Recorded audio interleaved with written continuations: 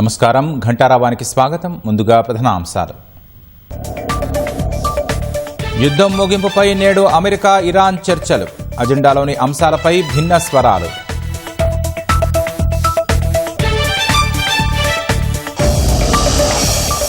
హర్ముజ్లో toll ట్యాక్స్ను తప్పుపట్టిన Trump తక్షణమే నిలిపివేయాలని ఇరాన్కు స్పష్టీకరణ.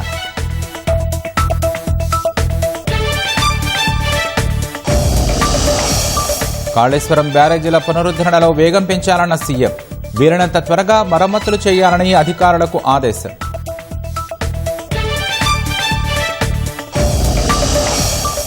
Gullapalli రిజర్వాయర్ను అడ్డుకుంటామన్న BRS. కమిషన్ల కోసం రైతులను కష్టాల పాలు చేయొద్దన్న హరీష్ రావు.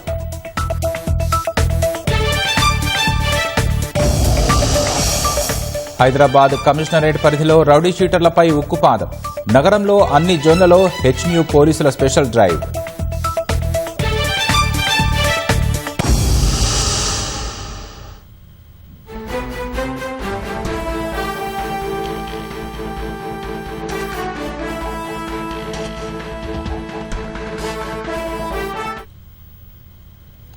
తాజా అంశాన్ని చూస్తున్నాం. హైదరాబాద్ కమిషనరేట్ పరిధిలో రౌడీ షీటర్లపై పోలీసులు ఉక్కుపాదం మోపుతున్నారు. నగరంలో ఉన్న అన్ని జోన్లలో రౌడీ షీటర్లకు పోలీసులు డ్రగ్ టెస్టులు నిర్వహిస్తున్నారు. ఇక దీనిపై మరింత సమాచారం మా ప్రతినిధి నాగార్జున ప్రత్యక్ష ప్రసారం ద్వారా అందిస్తారు.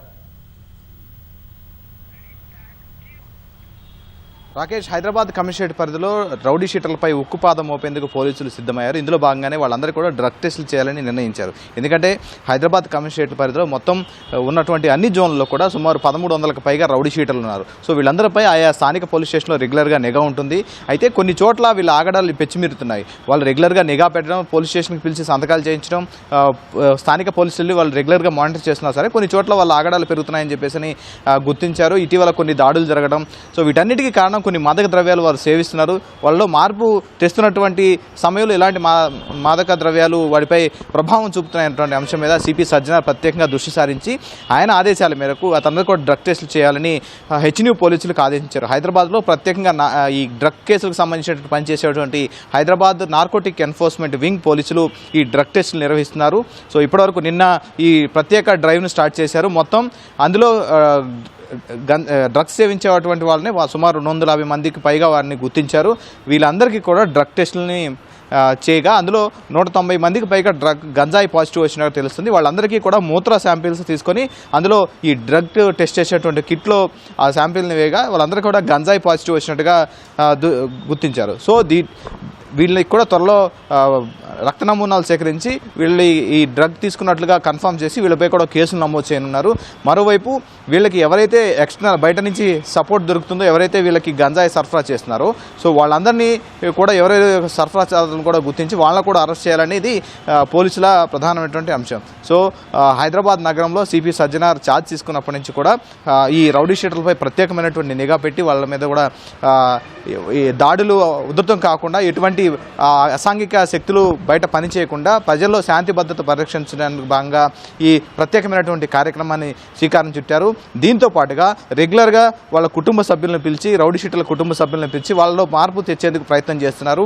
సో వీళ్ళకి డ్రగ్ టెస్టులు వచ్చిన తర్వాత ఎవరైతే ఈ డ్రగ్ టెస్ట్లో పాజిటివ్ వచ్చారో వాళ్ళందరూ కూడా రిహాబిలిటేషన్ సెంటర్కి పంపించి డిఎడిక్ట్ సెంటర్ని పంపించి వీళ్ళు కూడా డ్రగ్ పూర్తి స్థాయిలో వాళ్ళు మానిపించేందుకు ప్రయత్నం చేస్తున్నారు. సో మొత్తం మీద హైదరాబాద్ నగరంలో జరిగేటువంటి ఇలాంటి దాడులు కావచ్చు, తర్వాత కొన్ని శాంతి భద్రత విఘాతం కలిగించేటువంటి ఈ అంశాలు కాబట్టి సో భవిష్యత్తులో పూర్తి స్థాయిలో ఈ రౌడీ షీటర్లందరినీ మార్చే విధంగా ప్రయత్నం చేస్తున్నారు. మొత్తం నిన్న ప్రత్యేక డ్రైవ్ నిర్వహించారు. మొత్తం ఉన్న రౌడీ షీటర్లు అందరూ కూడా సుమారు రీసెంట్గా కలిసిన హైదరాబాద్లో కలిసినటువంటి రాజేంద్ర నగర్ జోన్ కలిపి మొత్తం సుమారు 1300 మందికి పైగా ఈ రౌడీ షీటర్లు ఉన్నట్లుగా గుర్తించారు. సో ఇవన్నిటి కూడా టాస్క్ ఫోర్స్ డీసీపీ ఈ హెచ్న్యూకి ఆయన హెడ్గా ఉంటారు కాబట్టి ఆయన ఆధ్వర్యంలో ప్రత్యేకంగా డ్రగ్ టెస్టులు నిర్వహించారు.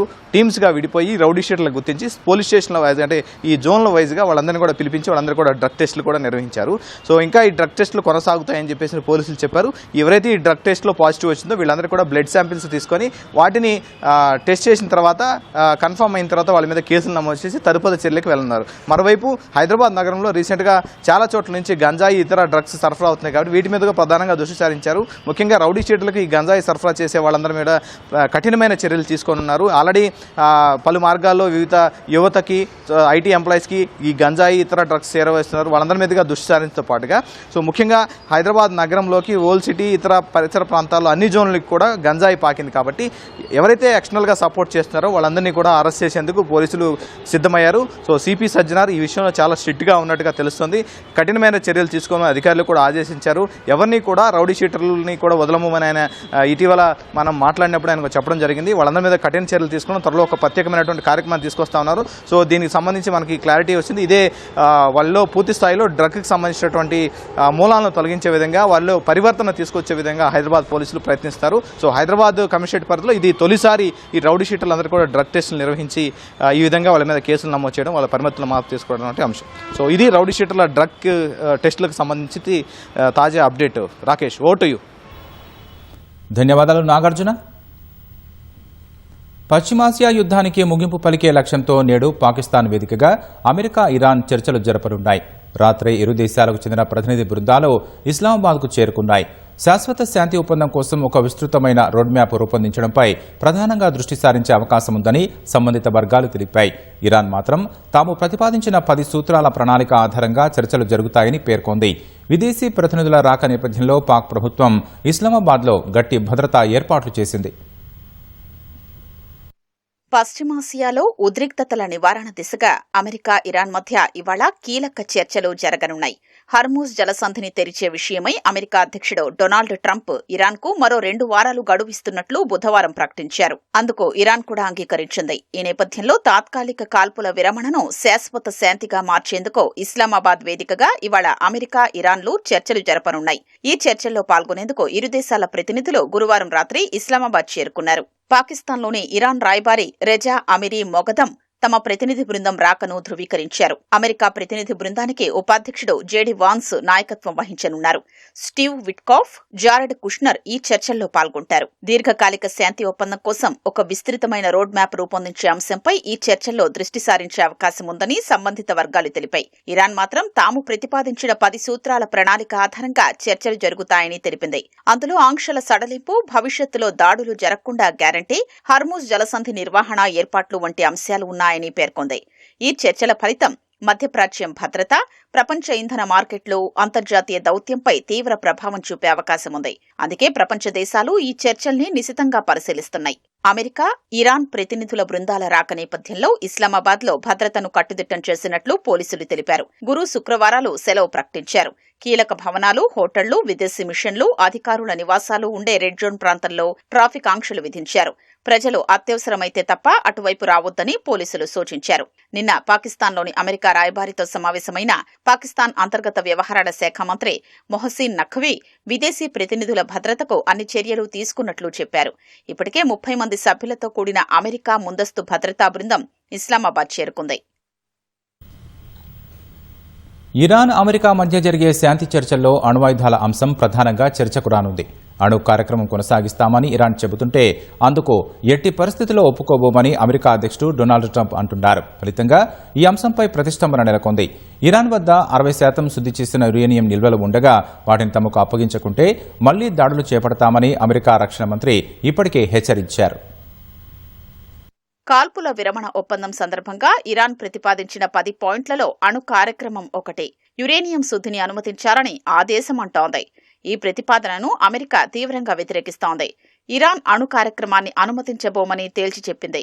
ఆ దేశం వద్ద ఉన్న శుద్ధి చేసిన యురేనియం నిల్వల్ని స్వాధీనం చేసుకుంటామని ఇప్పటికే పలుమార్లు అధ్యక్షుడు డొనాల్డ్ ట్రంప్ తెలిపారు. అయితే అది సాధ్యమయ్యే పనేనా అనే అనుమానాలు వ్యక్తమవుతున్నాయి. ఇరాన్ వద్ద 60% శుద్ధి చేసిన 440 కిలోల యురేనియం ఉన్నట్లు అంచనా. అణ్వాయుధం తయారు చేయాలంటే 90% శుద్ధి చేసిన యురేనియం అవసరం.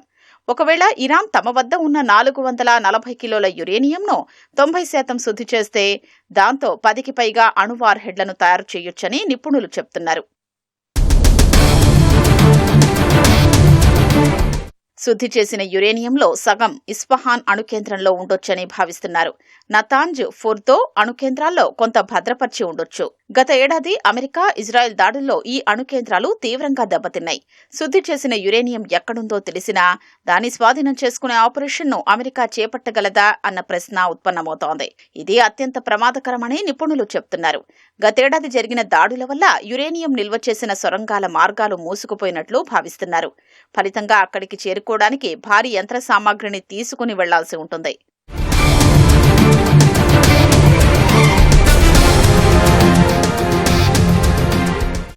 అణు కార్యక్రమం చేపట్టడం తమ హక్కు అని ఇరాన్ అణు ఇంధన సంస్థ అధిపతి మొహమ్మద్ ఎస్లామీ అన్నారు. శాశ్వత కాల్పుల విరమణ కోసం ఇరాన్ ప్రతిపాదించిన 10 అంశాల ప్రణాళికలో యురేనియం శుద్ధి అనేది ఒక ప్రధాన భాగమన్నారు. అయితే దీన్ని అంగీకరించడానికి అమెరికా నిరాకరిస్తోందని ఎస్లామీ పేర్కొన్నారు. ఇరాన్పై శత్రువులు విజయం సాధించలేరని తెలిపారు. హర్మూజ్ జలసంధి గుండా ప్రయాణించే నౌకల నుంచి ఇరాన్ పన్ను వసూలు చేయడంపై అమెరికా అధ్యక్షుడు డొనాల్డ్ ట్రంప్ తీవ్రంగా స్పందించారు. హర్మూజ్ గుండా వెళ్లే ట్యాంకర్ల నుంచి ఇరాన్ రుసుము వసూలు చేస్తున్నట్లు వార్తలు వస్తున్నట్లు ఆయన తెలిపారు. టెహ్రాన్ అలా చేయకపోవడమే మంచిదన్నారు. ఒకవేళ ఇప్పటికే పన్ను వసూలు చేస్తుంటే వెంటనే ఆపేయాలని ట్రంప్ హెచ్చరించారు. హర్మూజ్ జలసంధి గుండా వెళ్లే ప్రతి ట్యాంకర్పై $1 బ్యారెల్కు $1 చొప్పున వసూలు చేయాలని ఇరాన్ భావిస్తున్నట్లు తెలుస్తోంది. ఐఆర్జీసీ దళాలు ఆయా నౌకలను ముందే సంప్రదించి క్రిప్టోకరెన్సీ లేదా చైనా యువాన్లలో పన్ను చెల్లించాలని కోరుతున్నట్లు సమాచారం. అనుమతి లేని నౌకలను లక్ష్యంగా చేసుకుంటామని రేడియో హెచ్చరికలు పంపుతున్నట్లు వాల్ స్ట్రీట్ జర్నల్ పేర్కొంది. కువైట్, సౌదీ అరేబియాపై దాడుల వెనుక ఇరాన్ హస్తం ఉందన్న వార్తలను టెహ్రాన్ ఖండించింది. ఈ దాడులతో తమకు ఎలాంటి సంబంధం లేదని ఇరాన్ రెవల్యూషనరీ గార్డ్ కోడ్ ఐఆర్జీసీ స్పష్టం చేసింది. ఒకవేళ కువైట్, సౌదీలపై దాడులు జరిగాయన్నది నిజమైతే అది ఖచ్చితంగా అమెరికా లేదా ఇజ్రాయెల్ పని అయి ఉంటుందని ఆరోపించింది.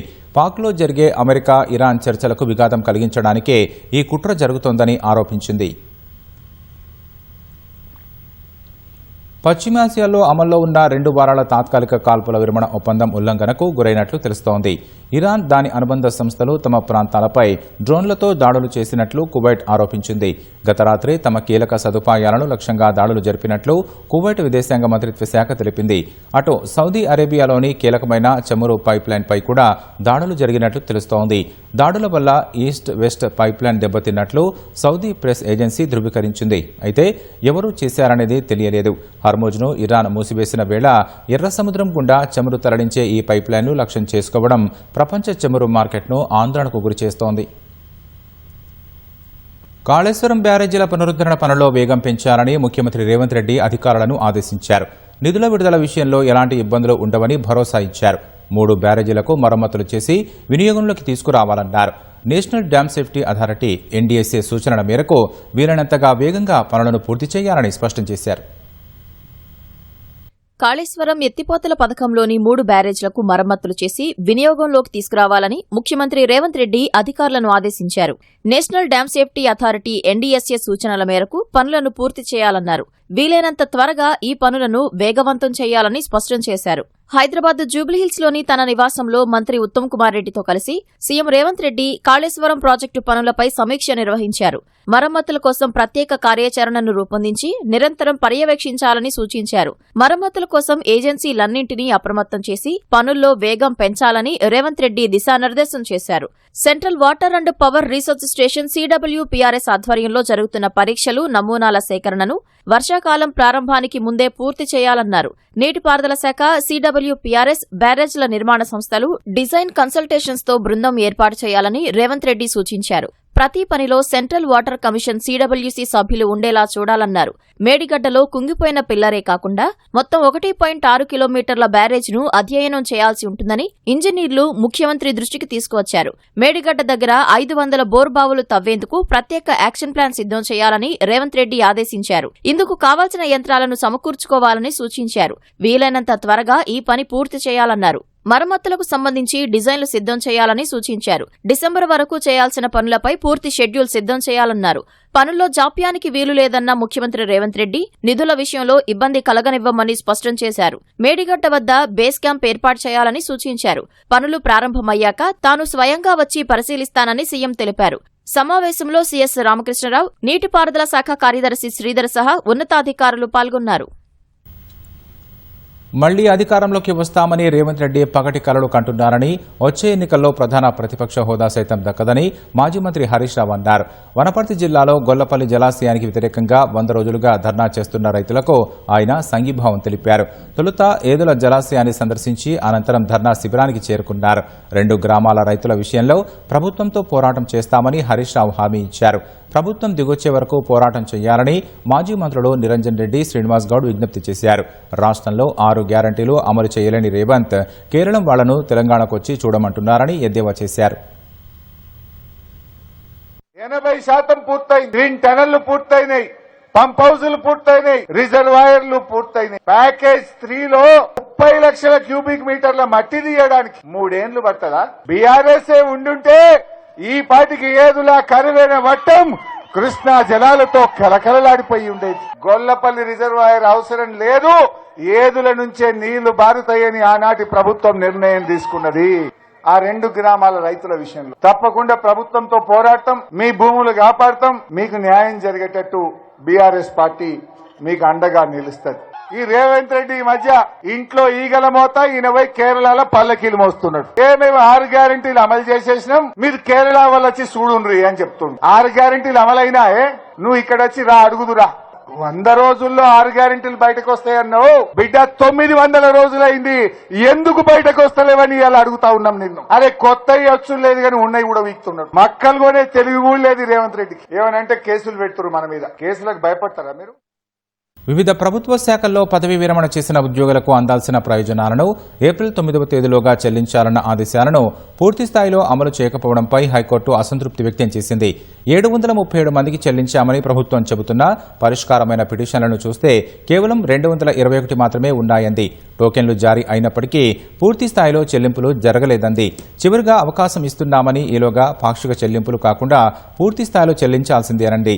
ఒక్కటి పెండింగ్లో ఉన్న గత ఉత్తర్వుల ప్రకారం వ్యక్తిగతంగా హాజరు కావాల్సిందేనని ఆర్థిక శాఖ ముఖ్య కార్యదర్శి సందీప్ సుల్తానియాకు స్పష్టం చేసింది. మరోసారి గడువు ఇస్తున్నామని అలసుగా తీసుకోరాదని, కోర్టులతో ఆటలాడొద్దని ఘాటుగా హెచ్చరించింది. రెగ్యులర్ ఉద్యోగులకు 1 నెల జీతం ఆగినా పట్టించుకోమని, పదవి విరమణ చేసిన వారికి చెల్లించకపోతే అనుమతించే ప్రసక్తే లేదంది. పెళ్లి, పిల్లల చదువులు వంటి అవసరాలకు దాచుకున్న సొమ్ము ఉపయోగపడడం లేదంది. విచారణను జూన్ 10వ తేదీకి వాయిదా వేస్తూ ఆ రోజు ఒక్కో పిటిషనర్కు సొమ్ము చెల్లించినట్లు పిటిషన్ వారీగా విడివిడిగా నివేదికలు సమర్పించాలని ఆదేశించింది. అజ్మీర్లో దుస్తులు ఇస్త్రీ చేస్తూ జీవనం సాగిస్తున్న ఓ వ్యక్తికి 598 కోట్ల రూపాయల ఆదాయ పన్ను నోటీసు రావడం అతన్ని షాకు గురిచేసింది. రామ్నగర్కు చెందిన జితేంద్ర కుమార్ దుస్తులు ఇస్త్రీ చేస్తూ ప్రతిరోజు దాదాపు 500 రూపాయలు సంపాదిస్తున్నాడు. అతడికి 2026 ఏప్రిల్ 1న ఆదాయ పన్ను శాఖ 598 కోట్ల రూపాయల నోటీసు జారీ చేసింది. ఆ నోటీసును చూసి జితేంద్ర తీవ్ర ఆందోళనకు గురయ్యాడు. వెంటనే ఒక న్యాయవాదిని సంప్రదించగా అసలు విషయం వెలుగు చూసింది. పాలీకి చెందిన వ్యాపారవేత్త శత్రుఘ్నన్ సింగ్ జితేంద్ర పోగొట్టుకున్న పాన్ కార్డును దుర్వినియోగం చేసి అతడి పేరు మీద వజ్రాల వ్యాపారానికి సంబంధించిన లావాదేవీలు చేసినట్లు తేలింది. ఈ విషయం తెలిసిన జితేంద్ర ఆ వ్యాపారవేత్తపై గంజ్ పోలీస్ స్టేషన్లో ఫిర్యాదు చేశాడు. అహ్మదాబాద్లోని ఊర్మిళా కనోరియా ఆర్ట్ సెంటర్లో సర్దార్ వల్లభాయ్ పటేల్ జీవిత విశేషాలతో ఏర్పాటు చేసిన బ్లాక్ అండ్ వైట్ చిత్రపటాల ప్రదర్శన ఆకట్టుకుంటోంది. ఆంధ్రప్రదేశ్లోని విశాఖపట్నానికి చెందిన శ్రీ ప్రకాష్ విద్యానికేతన్ విద్యార్థులు రూపొందించిన ఈ చిత్రాలు భారత కళా వైభవాన్ని చాటుతున్నాయి. సర్దార్ వల్లభాయ్ పటేల్ 150వ జయంతి సందర్భంగా దేశవ్యాప్తంగా ఉత్సవాలు జరుగుతున్నాయి. అందులో భాగంగా అహ్మదాబాద్ విశ్వవిద్యాలయంలో ఉన్న ఊర్మిళా కనోరియా ఆర్ట్ సెంటర్లో ఈ ప్రత్యేక చిత్రకళా ప్రదర్శనను ఏర్పాటు చేశారు. సుమారు 80 మంది విద్యార్థులు 150 చిత్రపటాలను రూపొందించారు. దేశ నిర్మాణంలో పటేల్ పోషించిన పాత్రను భావితరాలకు తెలియజేయడానికి ఈ ప్రదర్శనను ఏర్పాటు చేసినట్లు పాఠశాల డైరెక్టర్ వాసు విజయ చిట్టూరి తెలిపారు. పటేల్ జీవిత చరిత్రను, స్వాతంత్ర ఉద్యమ సమయంలో పలువురు నాయకులతో ఆయన జరిపిన సంభాషణలను చిత్రాల్లో పొందుపరిచారు. ఈ చిత్రాలను రూపొందించే క్రమంలో దేశ స్వాతంత్ర ఉద్యమం గురించి, సర్దార్ పటేల్తో పాటు ఇతర స్వాతంత్ర సమరయోధుల త్యాగాల గురించి తెలుసుకున్నామని విద్యార్థులు తెలిపారు.